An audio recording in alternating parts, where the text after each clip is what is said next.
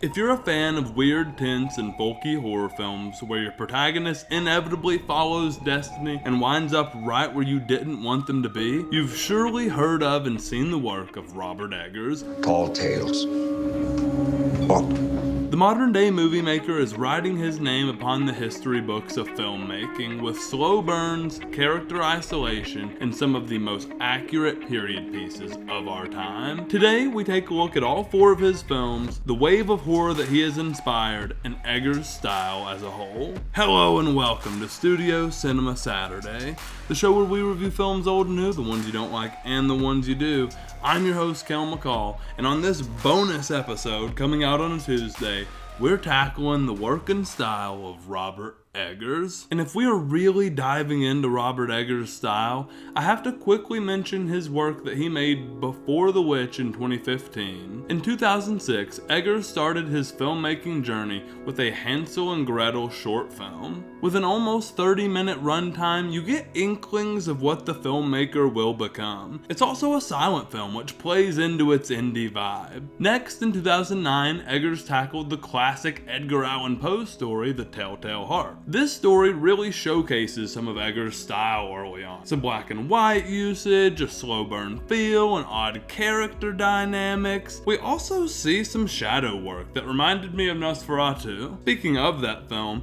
these are just two adapted stories that I feel like Eggers' style perfectly fits. Then you get to his 2014 short film Brothers. He made this to get the funding for The Witch. He had to prove that he could work with child actors and that he could create such an eerie atmosphere in the woods. This was also the beginning of his partnership with director of photography Jaron Blaschke. This film keeps a similar style to The Witch, and the story floored me. You can find it here on YouTube. I highly recommend it, and be sure to come back and comment that I put you on one. This 10-minute short film follows the story of two brothers who, in classic manner, just fight and refuse to get along. But this is a Robert Eggers film, so of course some crazy ass weird shit has to go down. Once he broke through with this film, he made The Witch in 2015, The Lighthouse in 2019, The Northman in 2022, and the 41-year-old director made Nosferatu in 2024. Now that we are caught up to speed, Black Phillip wanted me to tell you that there are spoilers for The Witch, The Lighthouse, The Northman, and Nosferatu in this video. He also wanted me to tell you that I'm going to be ranking the films at the end of the video, so make sure you stick around for that. He doesn't talk to me, he's just a friendly goat, right? Anyways, we'll start our analysis by looking at the four protagonists of these films. Thomasin, Thomas Howard, or Ephraim Winslow, whatever the hell his name actually was. Whose report? No. Ephraim Winslow. Or Thomas Howard. Amleth and Ellen. Whether they seek it out or stumble upon it, Eggers' characters always seem to find their date with destiny. The Witch begins with Thomasin's Puritan family leaving the church. Perhaps the most symbolic thing that happens in this entire film. The land they find after this is seemingly cursed as they can't grow food, they can't hunt, and they neighbor a witch for Christ's sake. Throughout the film, the family convinces themselves that their daughter is a witch, ultimately leading to their painful deaths, causing Thomasin to sign a deal with the devil, allowing her to join the other witches. In The Lighthouse, Winslow finds himself working on a lighthouse to escape his dark past, where we learn that he killed someone. Ultimately, we see that this catches up to him in his descent into madness. Thomas, escaping his old life, becomes obsessed with the light, causing him to kill other Thomas and take what he wants. Finally, the overwhelming sensation of the light sends Thomas to his death, getting exactly what he has given to others. Now, the Northman and Nosferatu deal with this more directly. In the Northman, a young boy attempts to dial up his own destiny, but this was also a destiny given to him by his father and Willem Dafoe's character. While wishing to avenge his father, wanting to save his mother, and needing to kill Fjolnir. I will avenge your father! I will save your mother! I will kill you, Fjolnir! We also learn from a he-witch that he will have to choose between chasing that destiny or having a happy, fulfilled life. The he-witch then tells him, yo, you're totally gonna pick the revenge. We learn later that it was his life with his witch girlfriend and his unborn child that he would have to lose. And what does he do? Of course, he goes to fight the man who killed his father by a volcano. How cool could this get? But sadly, this is the end of our hero. He fulfills the promise to himself and makes it to Valhalla, something that his father talked about earlier in the film. This is very much part of his destiny. But what we really learn from this is that Anya Taylor-Joy is a witch. Come on. You can't hide from me, witch. Finally, we get to Ellen of Nosferatu. Oh, okay, I won't do that again. Ellen's story begins with her reaching out and begging for a supernatural force of any kind to bring her comfort and end her loneliness. How could this go wrong? Well, she awakens the evil Count Orlok, and he makes every attempt he can to give her what she asks for. Ultimately, she has to give in to this to save the people around her and many, many more. Meanwhile, the close ones in her life do everything they can to take down Orlok in the process. Be careful what you wish for, kids. Another thing that ties these characters together is the overall mental unraveling we see them go through. Eggers loves to strip his characters down to their lowest point before they get close to their end. The next obvious aspect of Eggers' style is the period piece aspect. With the Northmen taking place in 895 to 915 AD during the Viking era in Iceland, the Witch taking place in the 1630s New England, Nosferatu in the German town of Wisburg in the early 1800s, and the Lighthouse in the 1890s on a New England area island. Needless to say, I don't think we're ever gonna see a Robert Eggers film that uses phones or cars. Another thing we often see is the use of mythological, folklore, and religious aspects that the characters of that time may have believed in, and these are used as themes for the films. The Witch displays the Puritan fear of witches, the Lighthouse draws from seafaring myths, the Northman deals in Norse mythology, and Nosferatu, of course, deals in classic vampiric legend. Using these aspects and finding characters within the right time periods make these fantasy aspects feel like they are real in the world presented. Eggers, who started his career in theater and the art department, always has amazing costumes and sets that accurately depict the time period. Where his films really work, however, is the dialogue he writes for these characters. Whether it be Old English, a very regional dialect, or Old Norse, these characters always have incredible lines. Hark! Triton! Hark! Hello! Bid our father, the Sea King, rise from the depths full foul in his fury. Live in honor. Safeguard your familial blood. Safeguard your familial blood. Know you what that means, Hamlet? What went we out into this wilderness to find? Leaving our country, kindred, our fathers' houses.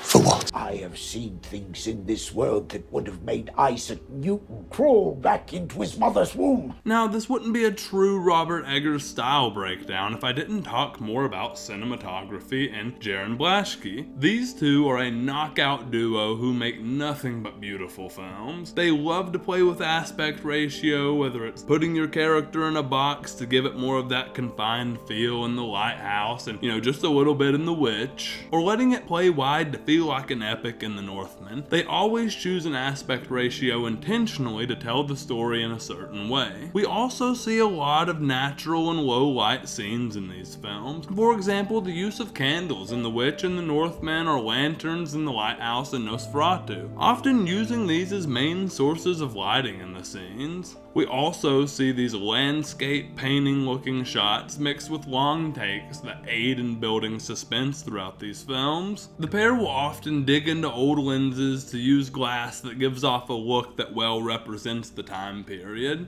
Now that we've talked a lot about the consistencies in these films, I think it's also important to notice how his style changes between films, fitting his style to the shape of the film. The Northman and The Lighthouse are extremely different films, but Eggers' overall style shines through both. Personally, I just can't wait to see this style evolve even more over the next two films we know he's about to make. In 2026, we are supposed to be getting his werewolf film that will take place in the 13th century England. Yeah, Go ahead and sign me up for that. Then he is apparently making a sequel to Jim Henson's Labyrinth film from 1986 that starred David Bowie. That one I'm not as excited for, but undoubtedly think he is going to do a good job. This was a weird film back in the 80s, and I know Robert Eggers has enough weird for it. As a filmmaker, I can say Eggers' spark in the film landscape has inspired me a ton, even if it's just the thought of reminding me to think outside the box or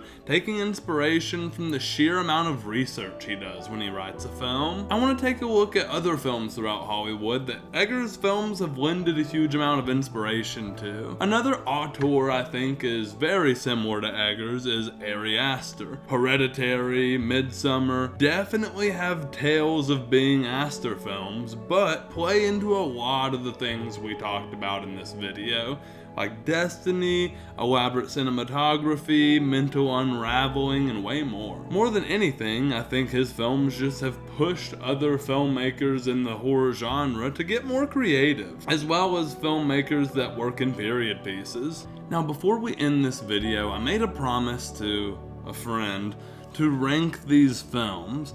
As hard as that is, here goes nothing. At number 4, I'll go with Nosferatu. With a score of 8.5, I loved this film, don't hate me for it. At number 3, I'll go with The Northman.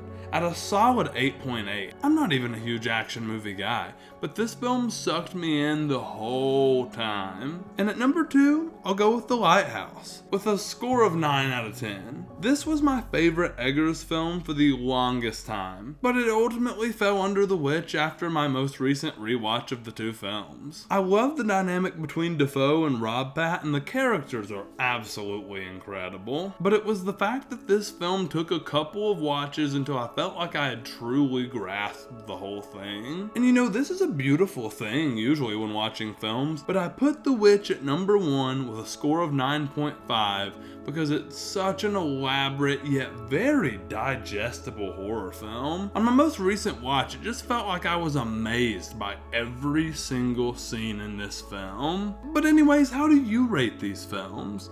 Let me know in the comments below, and before I lose you, check out this sequence from our latest horror film, The Ties That Bind.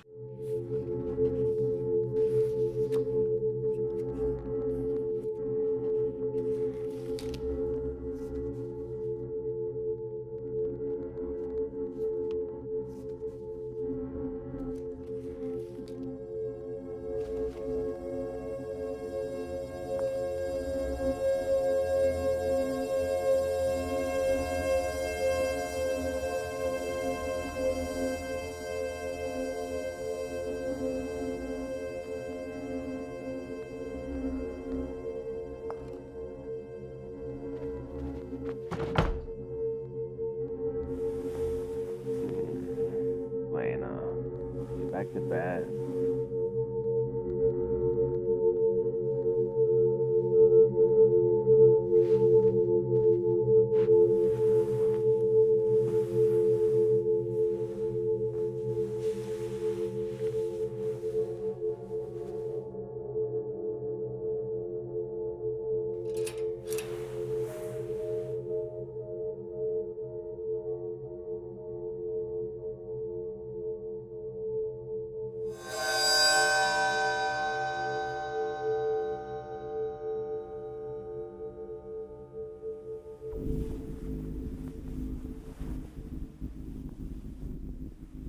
That film's available to stream here on the Studio 24 YouTube channel. And don't forget to catch our next upload this Saturday where we are covering Hard Eyes here on Studio Cinema Saturday. Check out our sister show, Television Tuesday as well, where we're talking TV on a Tuesday and telling you all about it. And if you're still here watching me talk about movies, like this video, subscribe to the channel, and go check out the next video.